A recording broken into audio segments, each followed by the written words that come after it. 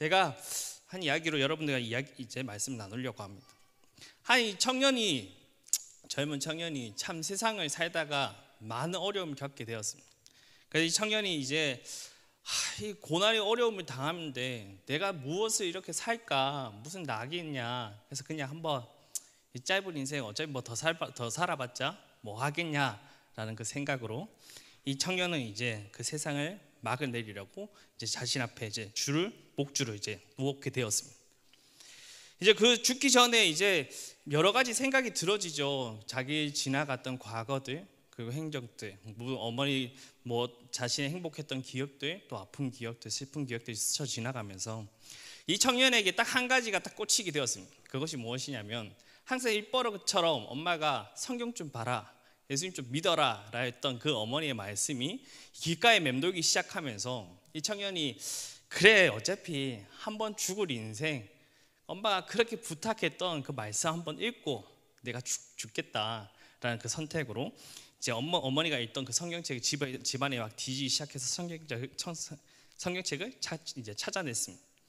이제 성경책을 찾고 이제 교회를 다녀본 적이 없으니까 도대체 어디 펴야 될지 이제 생각이 막 들더라고요. 그래서 어떻게 하지라고 고민하다가 이 청년이 그냥 두 손가락 집어넣고 펼쳐진데 내 눈이 가는 곳에 그 말씀 한번 읽고 죽어야 되겠다라고 이제 이 청년이 이제 두 손가락을 넣고 말씀을 폈습니다.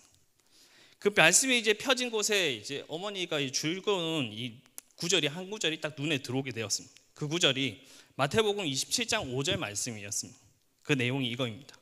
유다가 나가서 목매어 죽느니라. 폈는데 조금 이상하잖아요. 좀 좋은 말씀, 뭔가 내가 마지막 가는 길에 하나님 좀 인도해 주시는 말씀, 힘이 되는 말씀, 그래도 위로해 주는 말씀 해주시면 더 좋을 것 같은데 속상한 마음에 그래, 한 번만 더 펼쳐보자. 그래, 펼쳐보면 뭔가 나에게 좀 유익되는 말씀이 하나 나오겠지라고 생각하고 이 청년이 또 말씀을 이제 펼쳤습니다. 그 말씀이 펼친 구절이 누가복음 10장 37절 말씀. 그 내용은 이렇습니다. 가서 너도 이와 같이 행하라 라는 말씀. 더 속상한, 죽는 날판에 지금 유다처럼 십자가에 못 박히고 이와 같이 행하라 라는 말씀에 이제 받아들여지자 막 화가 치밀어 올랐습니다. 이 청년이. 아니 어떻게, 아무래도 내가 이제 죽을 판인데 어떻게 이런 말씀을 나에게 주실까 막 화를 내며 이제 또 한 번 더, 그래, 인생은 3세 판이다, 한 번 더 펼쳐보고 한 번 더 펼쳐진 그 말씀이 그래도 내 마지막 가는 길에 하나님께서 축복해 주시겠지라고 이 성경이 펴자 이 말씀이 그의 눈에 한 가지 딱 들어왔습니다. 그 말씀이 어느 때까지 둘 사이에 머뭇거리겠느냐라는 말씀이었습니다. 여러분, 이 우스갯소리의 이야기지만 그 삶에서 참 어려움을 살아가는 한 청년의 실현, 어품을 갖고 있는 이야기입니다. 우리 성도님들은 삶을 살아가시면서 행복하신가요? 옆에 사람 한번 물어볼까요? 행복하십니까? 라고 하면 한번 대답해 보시겠어요? 행복하십니까? 물어봐 주시겠어요? 어색한 사이십니까 혹시? 제가 물어봐 드릴까요? 여러분 행복하신가요? 감사합니다. 행복하면 감사하죠. 그런데 인생을 살면요 참 어려운 일들이 많고 슬픔이 많은 것이 우리들의 인생입니다. 그래서 성경이 말하는 것처럼 우리의 늘 살아가는 그 순간순간 인생은 늘 고난의 연속이다. 피할 수 없는, 숨만 쉬어도 언젠가는 항상 닥치는 것이 고난이다라고 이야기합니다. 오늘 이 말씀에 오늘 우리 주시는 이사야 58장을 통해서 좀 살펴보면서 오늘 여러분들 그 마음속에서 회복이 일어나기를 주님의 축복합니다. 이스라엘 백성들은 참 탁월하고 하나님의 백성으로서 그들은 선민으로 불려졌던 민족이었습니다. 그들은 선민으로 불려졌지만 여러분들이 아시는 이사야를 넘어가면서 이스라엘 백성들이 어떤 상황에 이제 공경에 처해지죠? 바벨론, 포로로 그들은 끌려가게 되어집니다. 고통과 아픔을 겪어야 했던 이 이스라엘 백성들이 이 놓여진 이 아픈 시대에 살아가야 했던 것이 그들의 지금 상황이었습니다.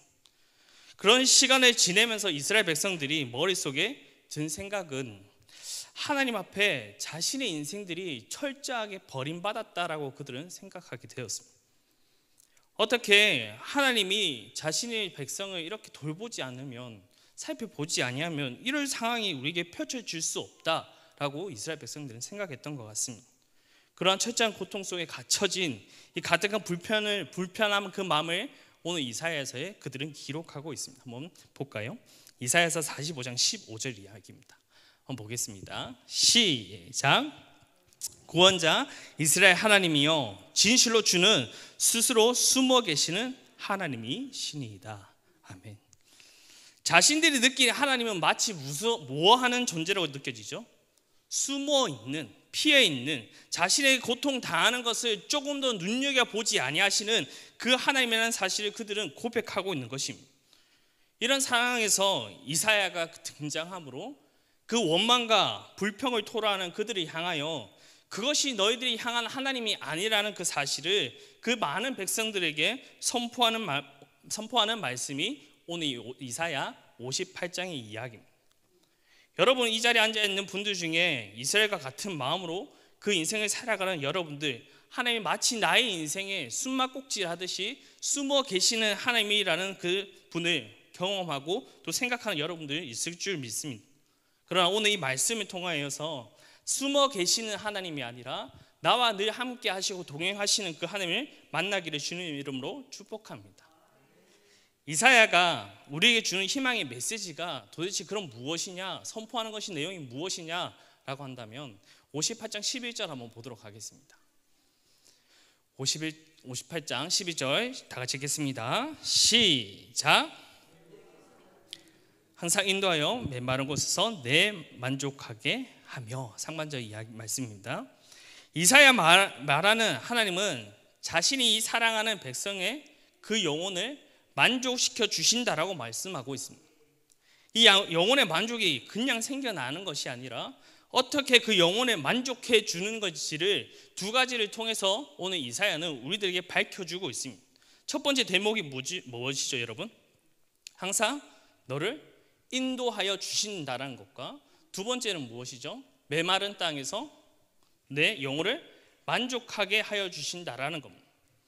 하나님이 다시 쉽게 말하면 너의 삶에서 하나님은 한 번도 너를 혼자 둔 적이 없고 너와 항상 함께하여 너의 인생을 나는 항상 만족하게 만들어주는 하나님이란 사실인 겁니다. 여러분, 이 대목이 조금 어울려져서 말씀으로 우리 역사 속에 이 구약 성경에 넘어가게 되어지면 한 장면이 떠올려지게 되어집니다. 여러분이 잘 아시는 어떤 이야기죠? 출애굽 사건의 이야기와 비슷합니다. 이스라엘 백성들이 노역으로 이 애굽 땅에서 그들은 철저하게 모진 고생을 말할 수 없는 그 고통을 당했던 것이 바로 이스라엘 백성들의 삶이었습니다. 그런데 그들의 그 고통에 하나님은 그들을 돌보시고 그들의 울부짖음을 들으시고 오늘 그 애굽에 갇혀 있던 이스라엘 백성들을 하나님께서는 그 이스라엘 백성 애굽에서부터 출애굽하는 역사를 하나님께서 만들어 주셨습니다. 그 출애굽하는 것은 쉬운 일이 아니죠. 애굽의 당시 여러분 어떤 나라죠? 정치면 정치, 경제면 경제, 군사면 1등, 모든 면에서 1등하는 그 나라에 오늘 이스라엘 백성 아무것도 없고 노역만 하던 그들이 출애굽하는 사건이 벌어지게 되는 겁니다. 그런데 그 하나님의 역사를 맛보고 그들은 하나님의 그 놀라우신 홍해를 가르신 하나님을 보며 찬양도 즐겁게 기쁨으로 드렸지만 그 기쁨과 이후 그들의 놓여진 상황은 여러분 아시겠지만 어떠한 상황이 펼쳐지죠? 당연 출애굽한 것은 기분이 좋고 즐거운 시간들입니다. 그런데 그들이 가야 하는 것은 지금 광야에 펼쳐진 호화벌판 같은 아무것도 없는 길을 그들은 걸어가야 합니다. 철저하게 먹을 것이 없고 누워 잠자는 것도 그들이 쉬웠을까요? 그 광야는 누워 자는 것조차도 허락되지 않는 것이 광야입니다. 그런데 그 광야 속에서 걸어가며 그들은 자신들을 돌보시는 그 하나님을 철저하게 발견하게 되어집니다. 그들이 걸어가는 여정에 그들이 탈진하고 힘겨워서 목말라 할까 봐 하나님께서 그들에게 무엇을 허락해 주시죠? 뜨거운 햇빛을 가릴 수 있는 그늘막처럼 하나님의 구름 기둥으로 그들이 가는 곳곳 그들을 하나님 인도해 주시고 그들을 햇빛에 노출되지 않도록 늘 하나님께서는 그늘을 허락해 주신 하나님이셨습니다. 또 밤에는 어떻죠? 밤에 이 백성들이 그 광야는 영하로 떨어지기 때문에 그들은 아무것도 없기 때문에 그 추위와 맞서야 했습니다. 그 추위뿐만 아니라 이 광야에서 불빛이 없으면 짐승들이 날뛰어서 누구 하나 물어가도 이상하지 않는 그런 환경에 놓여졌습니다.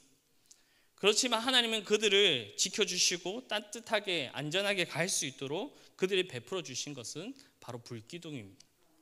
강야에 먹을 거 없어 굶주리고 힘들어할까 봐 하나님의 그 아픔, 배고픔을 아시고 하나님의 그들이 가는 곳곳마다 만나와 메추기를 내려주실 뿐만 아니라 그들이 조금 혹여나 목이라도 좀 목말라 갈증이 일으켜 그들이 죽을까 봐, 객사할까 봐 하나님의 반석을 치셔서 그들에게 이 깨끗한 물을 마시게 하셨던 것도 바로 하나님이셨습니다.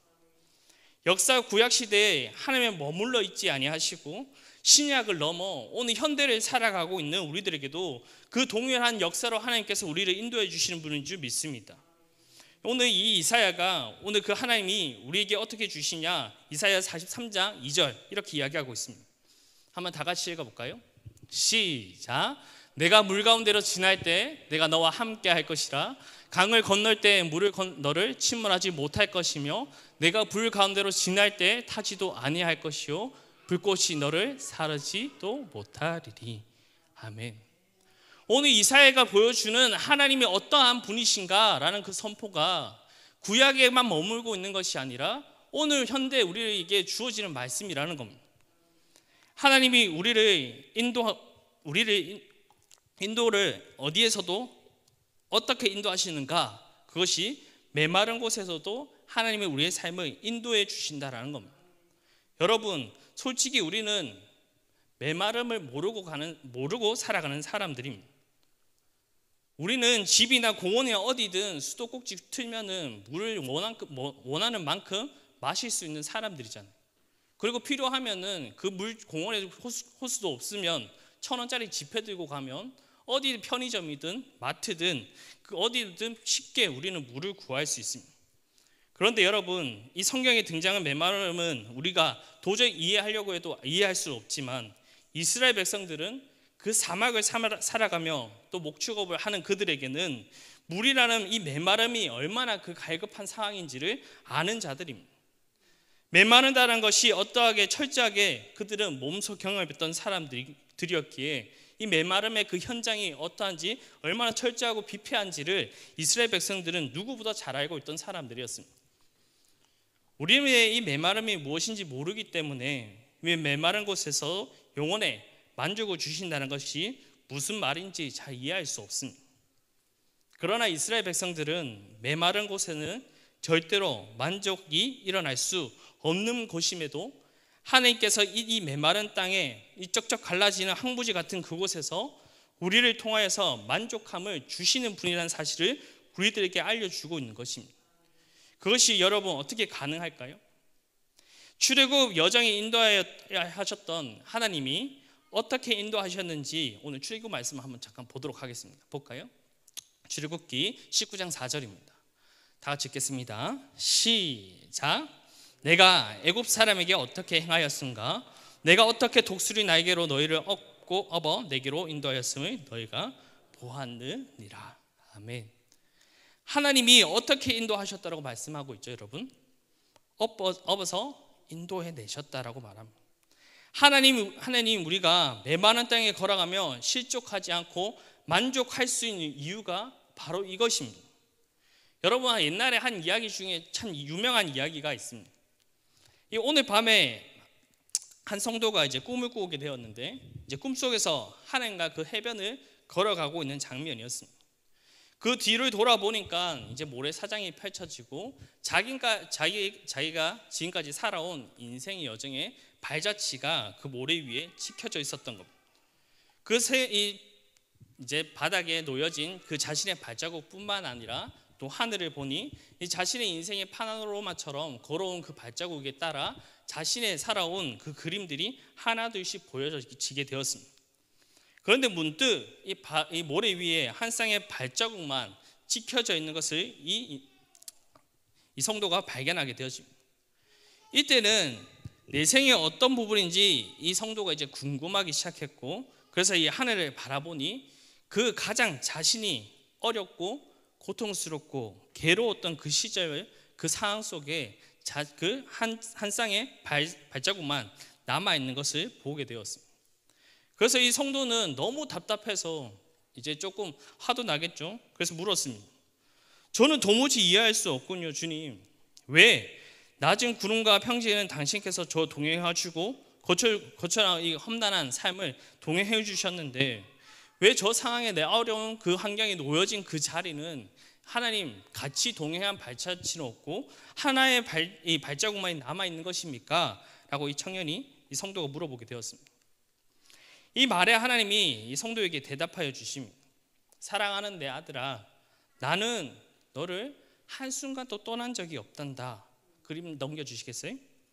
너가 지쳐서 힘들어서 주저앉고 고통스러워할 때 내가 얻고 그 길을 걸어왔기 때문에 그 길 위에는 두 쌍이 아니라 한 쌍의 발자국만 남게 된 것이다 라고 이야기했습니다. 여러분, 모래사장 위에 남았던 이 한 쌍의 발자국은 누구의 발자국이죠? 주님의 발자국입니다. 지금도 여러분들을 얻고 메마른 땅을 건너시는 하나님인 줄 믿습니다. 여러분들이 몰라서 그 자리에 투정 부리고 있어서 그렇지, 주님은 자신이 사랑하는 그 자녀의 손을 한 번도 놓친 적이 없다라는 그 사실을 기억하시기 바랍니다. 그렇기에 성도는 고난의 길을 걸어가도, 어려움을 만나도, 좌절의 그 순간이 와도, 고통의 그 시간들을 건넌다 할지라도 성도는 그 메마른 광야 같은 곳에 영혼의 만족을 누릴 수 있는 축복의 자녀가 될 수 있는 것입니다. 오늘 그것을 기억하고 오늘 한 가지 더 말씀 볼까요? 시편 121편 7절부터 8절까지입니다. 하나님이 어디까지 지켜주시는지 한번 볼까요? 시작. 여호와께서 너를 지켜 모든 환난을 면하게 하시며 또 내 영혼을 지키시리로다. 여호와께서 너의 출입을 지금부터 영원까지 지키시리로다. 아멘. 나의 그 마지막 그 순간 하나님의 부르시는 얘야 이제 와라 라고 하는 그 순간까지 오늘 하나님은 지켜주시고 함께 하시고 동행하여 주신다라고 약속하고 있는 것입니다. 오늘 그것이 여러분들의 삶에서 회복이 일어나기를 주님의 이름으로 축복합니다. 그러면 이제 이사야가 또 그들에게 던져주는 희망의 메시지가 무엇이냐? 12절 다시 한번 읽어보도록 하겠습니다. 본문 58장 11절 시작. 내 영혼을 만족하게 하며 내 뼈를 견고하게 하리니. 영혼의 만족을 주시고 그 다음에 무엇을 한다라고 말씀하고 계시죠?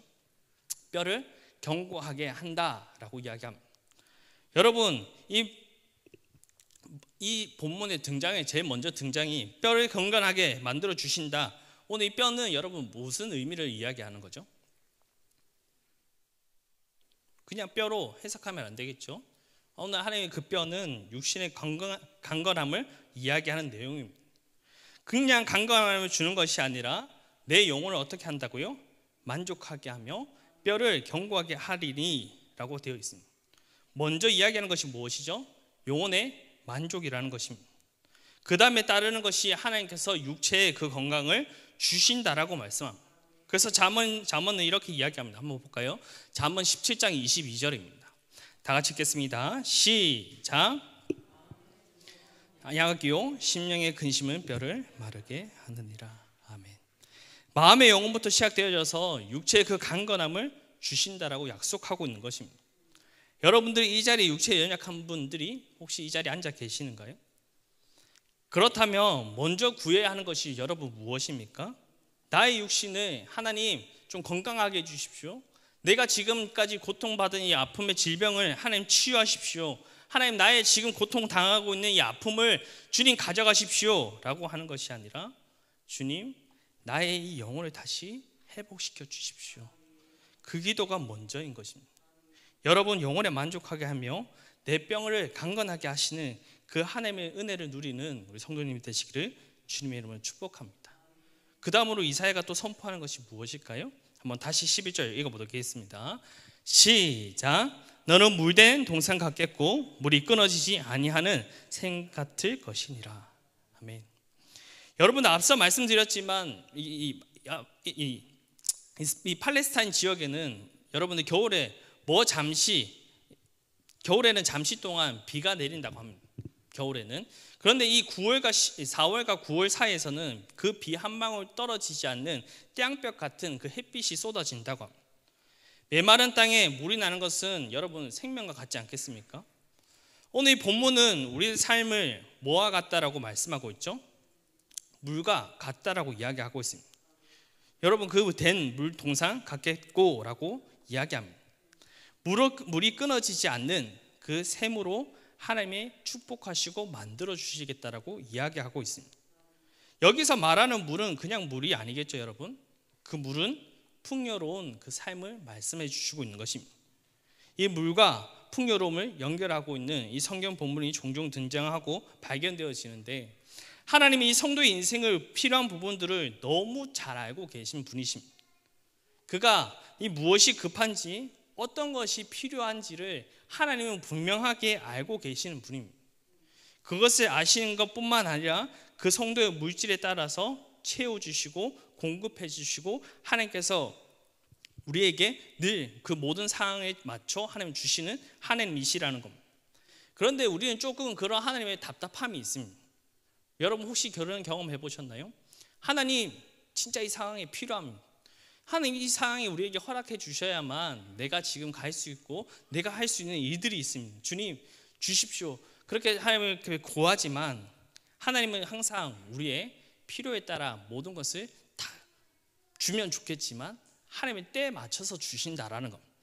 그래서 막 하나님 막 우리의 숨이 막 넘어갈 때쯤, 이거 이러면 안 되는데 하나님 진짜 이거면 끝인데 라고 할 때쯤 하나님 늘 그 모든 것을 허락해 주신 하나님이시죠. 이 다음에 등장한 이사야 성도에게 허락해 주시는 것, 축복은 이 다 말씀을 읽어보면 알겠지만 한번 또 하나 읽어볼까요? 우리에게 허락해 주시는 은혜 58장 12절 다 같이 한번 읽어보도록 하겠습니다. 시작. 내게서 날짜들이 오래 항폐된 곳을 다시 세울 것이며. 아멘.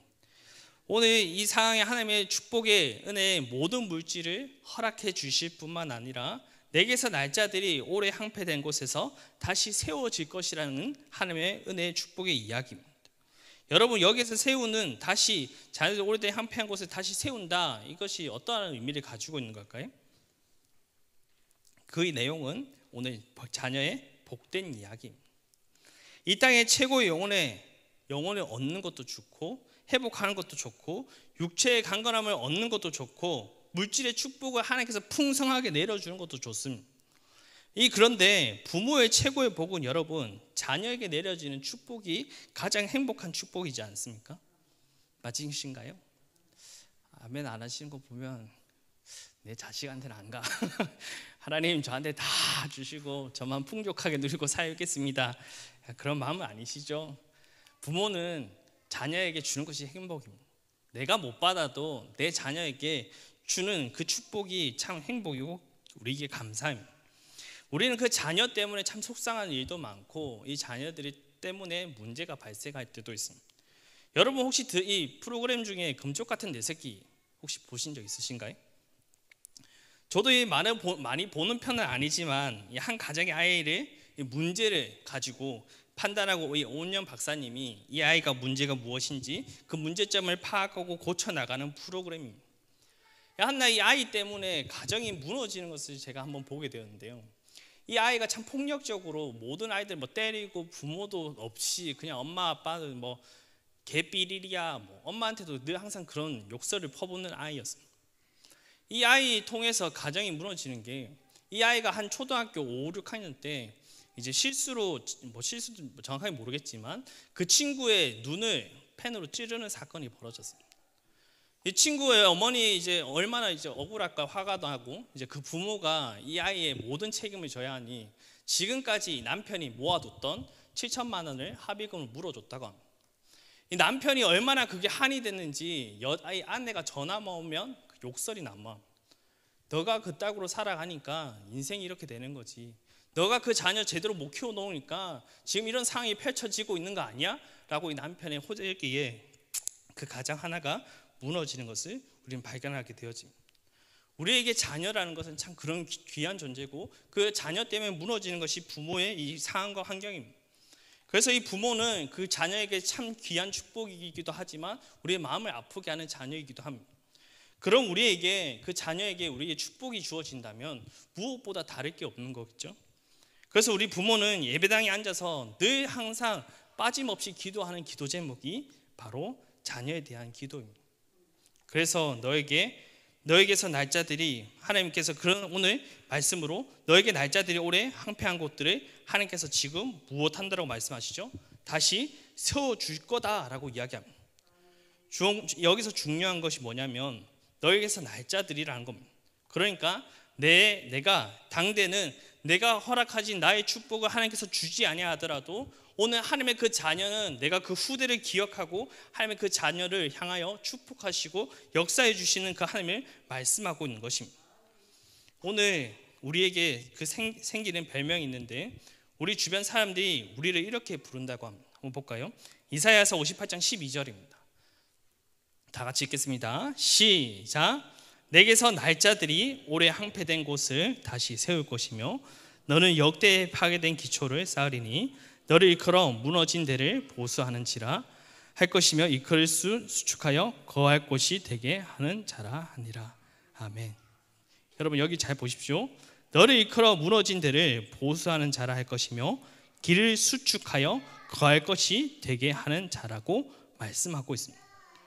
이게 무슨 상황이냐면 내게서 난 자녀들을 통하여서 주변 사람들이 다 보고 사람들이 인사를 한다는 겁니다. 그것을 뭐라고 인사한다고요?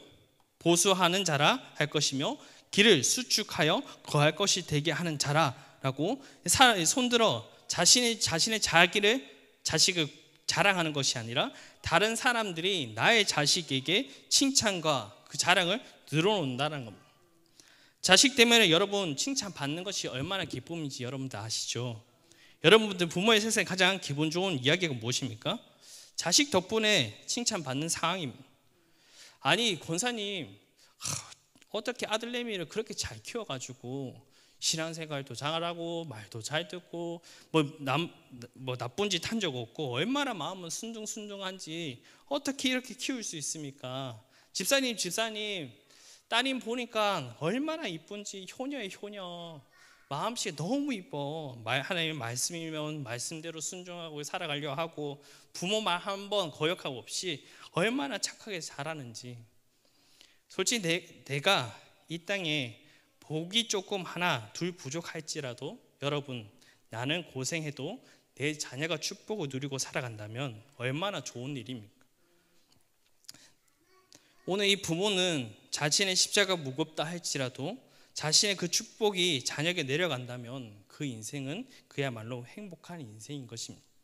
하나님은 이 영육간의 감감을 허락해 주시고 또 그 필요의 사항을 따라 우리의 모든 것을 먹이시고 입혀주실 뿐만 아니라 내가 모든 고생하는 것 하나님께서 기억하시고 나의 후대 그 자녀까지 부모의 그 은혜를 베풀어 주시는 하나님이십니다. 그런데 하나님은 내 자녀에게 이 많은 수많은 복들을 여러분 그냥 주신다라고 말하지 않았습니다. 하나님이 그냥 주어진 조건에 하나님이 분명하게 그 모든 상황을 확립돼 이 마음이 합해질 때 하나님의 그 뜻이 이루어질 때 하나님께서는 앞에 제가 말씀드린 영육간의 회복, 육체의 건강, 물질의 풍요 그리고 이 마지막 자녀의 축복까지는 하나님 그냥 내가 구한다라고 구해지는 그런 것들이 아니라는 겁니다. 오늘 한번 이야기를 더 이제 볼까요? 어떻게 하는지. 이사야 58장 9절입니다.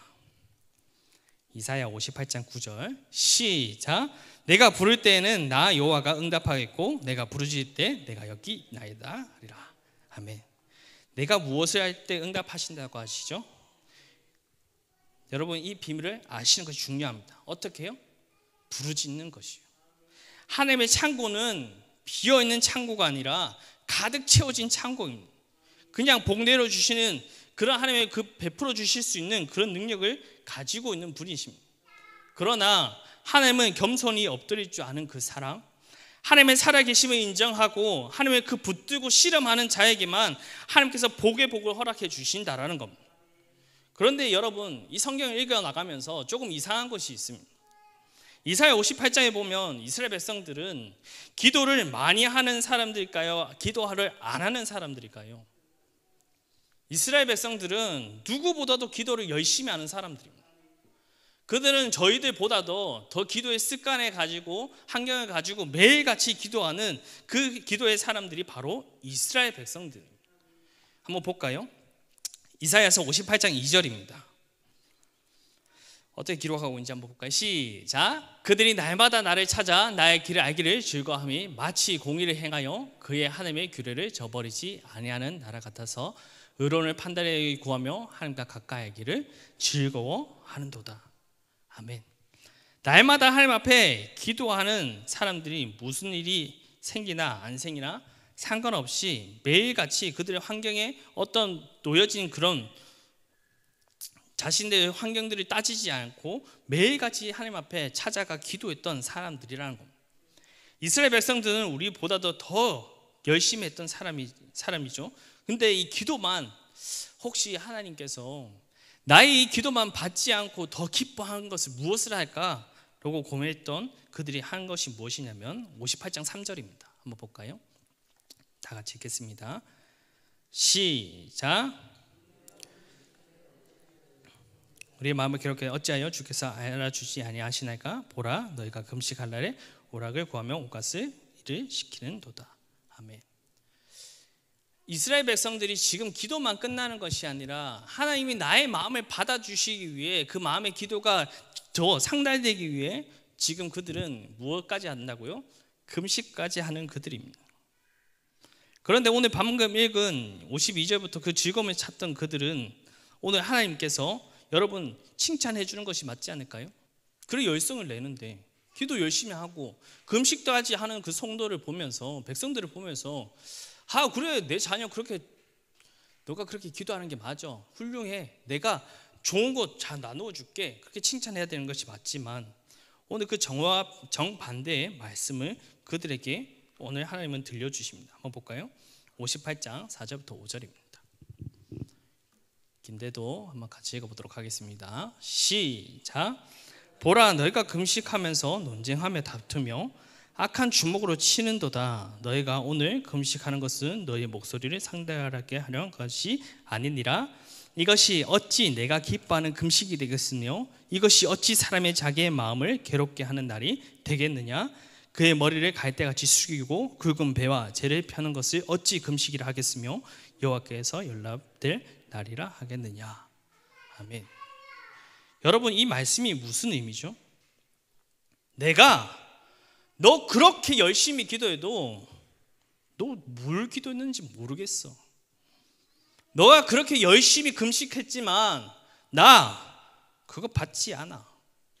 나는 너가 그렇게 행하는 그 모든 것들을 하나님이 지금 받지 않는다라는 겁니다. 한쪽은 기도 열심히 했다고 하지만 하나님이 지금 뭐 한 거죠? 받지 않는다라는 겁니다. 우리의 신앙생활 열심히 했다고 생각하지만 매일 기도 생활 당당하게 내 이름 교회에 내밀면서 나 그래도 열심히 했습니다. 나 기도도 열심히 하고요. 그 기도뿐만 아니라 열심히 신앙생활 봉사도 다 했습니다. 그런데 오늘 교회에 자신의 이름표를 내밀 수 있어도 하나님의 그 이름표는 쳐다보지도 않는다라는 겁니다. 그러면 여러분 우리에게 그럼 한 가지 고민이 생기죠. 그러면 무엇을 부르짖어야 하는 걸까? 우리가 그렇게 부르짖는 기도 하나님 받지 않고 금식이 그렇게 해도 받지 않는다라면 하나님은 무엇을 내게 부르짖어야 나의 기도를 듣냐라는 겁니다. 그 해답이 이사야 58장 10절입니다. 이사야 58장 10절 다 같이 읽겠습니다. 시작. 줄인 자에게 내 심정이 동하며 괴로워한 자의 심정을 만족하게 하면 내 빛이 흑암 중에서 떠올라 내 어둠이 낮과 같이 될 것이며. 줄인 자에게 내 심정이 동하며 괴로워하는 자의 심정을 만족하게 하면 영혼, 물질, 모든 환경을 하나님께서 축복해 주신다라는 겁니다. 내 옆에 살려달라고 부르짖는 이 영혼을 붙들고 너는 지금 그들을 위하여 나에게 그 애통하는 마음으로 부르짖는 너희들의 모습이 있냐라고 물어보시는 겁니다. 너희 붙들어준 그 하나님이 붙여준 그 영혼을 마음을 열어주고 위로하고 너희 그를 위해서 한 영혼을 위해 울부짖으며 그 영혼을 살려달라고 지금 너가 그렇게 간절하게 기도해 본 적이 있냐라고 말씀하고 있는 것입니다. 오늘 그 부르짖음이 한 영혼에 상달되어질 때, 하나님의 그 한 영혼에 대한 가치를 알고 눈물을 흘리고 기도할 때, 하나님은 그 나머지 여러분 11장 이후의 말씀처럼 여러분들의 그런 축복을 하나님께서 말씀해 주시고 알려주시고 너희들에게 부어주신다라고 이야기합니다. 우리는 솔직히 우리 내 주변에 하나님께서 내 영혼을 붙여주셔도 우리는 전화 한 통하는 것이 참 어렵습니다. 얼마나 어려운지 그 말 한마디가 떼는 것이 참 어려운 사람들입니다. 전도는 해야 되는데 영혼이라는 것을, 그 전도해야 할 때 영혼이라는 것을 알면서도 교회 나가자라는 그 한마디가 떼는 것이 참 얼마나 어려운지 모르겠습니다. 그 자리를 그냥 떠나가는 것이 대반사, 그것이 우리들의 지금 모습 아닙니까? 기도해 줘야 되는 것을 알면서도 그들을 위해서 진심으로 기도 못하는 우리들의 모습이 현재 우리의 모습이 아니냐는 겁니다. 여러분, 우리 하나님이 우리를 믿고 맡겨주신 영혼, 붙여주신 영혼들, 그 영혼들을 돌아보고 그들을 위하여 주님의 마음으로 부르짖을 때 이 땅에 필요한 모든 것을 하나님이 들어주신다는 것입니다. 그런데 여러분, 문제가 무엇입니까? 여기서 문제는 내 마음이, 내 심정이 동하지 않는다는 거 아닙니까? 딱딱하게 돌덩이처럼 굳어진 나의 마음이 여러분 문제가 아닙니까? 솔직히 하나님의 심정이 동하지 않는데 하나님 어떻게 합니까? 그래서 이 괴로운 자의 심정을 만족하고 싶지 않는 그 마음이 자꾸 들어지는데 하나님 어떻게 제가 전도할 수 있겠습니까? 솔직히 하나님의 그 마음이, 우리의 지금 모습, 그 마음일 줄 모르겠습니다. 여러분, 이 이야기 속에 한 가지 떠올려지는 동물이 있습니다. 여러분, 어떤 동물이죠? 낙타입니다. 낙타는 얼마나 매정한지 워낙 그 주어진 환경이 보여지면은 그가 살아가야 하는 것이 참 막막합니다. 그래서 물이 언제 먹을지 모르니까 그 몸에 물통까지 달고 살아가는 것이 이 낙타입니다. 무더운 사막에 일주일 동안 물을 마시지 못하고 생존해야 하는 이 낙타는 이 주변을 돌아보지 못합니다. 낙타는 이 자기 모습을 스스로 지켜야 하니까 주변을 돌아볼 여유가 없는 동물입니다. 그 매정함이 어느 정도라면 이 낙타 자기 새끼를 놓아도 그 낙타는 자신의 새끼에게 젖을 물리지 않습니다. 자식에게 젖을 물린다는 건 뭐 별 대수 그냥 해주면 되는 거지, 어차피 자기 자식이잖아, 그냥 먹여서 물려서 젖 주면 되지 라고 하지만, 그 낙타는 그 젖을 물리는 것 자체가 자신의 생명과 직결되어 있습니다. 젖을 물리는 것은 무엇이 나가는 거죠? 어미로부터 수분이 나가는 겁니다. 자신의 필요했던 생명과 같은 수분이 지금 자식에게 줘야 하는 그 상황에 낙타의 생각은 나밖에 없는 것입니다. 내가 먼저 살아야지 누구를 살려, 내가 먼저 안전하게 해야지 누구를 돌아볼 수 있어. 여러분, 오늘 이 낙타 같은 우리들의 모습은 아닙니까? 우리는 분명 주님의 받은, 하나님의 부르심을 받은 자녀들입니다. 내가 나를 지키지 않으면 나를 죽을 수밖에 없으니까, 그 누구도 나를 지켜주지 못하니까 나만이라도 내 자신을 지켜야지 라고 주위를 돌아보는 것을 잊어버리고 살아간 오늘 우리 성도들의 모습은 아닙니까? 내가 처한 상황이 너무 힘겨워서 마치 하나님이 내게 맡겨진 양떼들에게 그 모든 것을 베풀어 주는 것, 그냥 내 거 하나 좀 주는 건데 그것이 나에게 모든 것을 잃어버리는 것처럼 그 마음을 갖고 있는 굳어버린 우리들의 마음이 아니냐는 겁니다. 주일학교 교사로 섬기는 것도 내 시간, 내 노동 막 뺏기는 것 같고, 그런 거 해서 뭐해, 그냥 조금 교회도 편하게 좀 다니고 영혼 구원이 아니라 그냥 내 영혼부터 살자, 그런 마음을 가지고 계십니까? 1000번 이해하죠 여러분. 무엇 때문이죠? 환경이 너무 어렵다 보니까 우리 그런 모습이 매정한 사람들을 바뀌어버린 우리들의 모습 아닙니까? 세상을 살다 보니까 먹고 사는 것이 힘들어서 그 수많은 경쟁에서 살아남으려고 몸부림치다 보니까 우리가 바뀌어버린 우리들의 모습이 아니냐는 겁니다. 우리도 한때는 무릎만 꿇어도 저절로 눈물의 기도가 흘렸던 사람들입니다. 주님이 우리 마음 가운데 사명을 주시면은 푸른바다 낯선 이모 어디든지 가오리다. 그 은혜 받으면 그 사명 주는 것도 주여 내 생명 하나 다 버리면서까지 하나님 제가 가겠습니다. 주십시오 하나님 제가 하겠습니다. 그렇게 다짐했던 사람들. 한 영혼을 생각하면 가슴이 미어져서 그 한 영혼을 살려달라고 주님 앞에 울부짖었던 우리들이 아닙니까? 그런데 세상을 살다 보니 내 앞가림은 내가 해야 되니 내가 너무 매정한 사람이 되었습니다. 주님 돌덩이 같은 이 마음의 심정을 도울 수 있도록 하나님 이 시간 여러분들 기도했으면 좋겠습니다. 여러분들 그 심정이 하나님의 동하는 사람들이 되기 원합니다. 딱딱하게 굳어져 버린 돌덩이가 되어버린 여러분들 성도의 마음이 아니라 하나님 이 돌덩이 같은 그 마음을 만져셔서 다시금 하나님의 그 사명을 발견하게 하시고 주님 우리를 다시 일으켜 세워주십시오 라는 그 기도가 필요한 것입니다. 하나님의 여러분들의 그 마음을 동할 때 굳어버린 여러분들의 그 심령을 하나님은 들으시고 여러분들의 마음을 만져주시는 것입니다.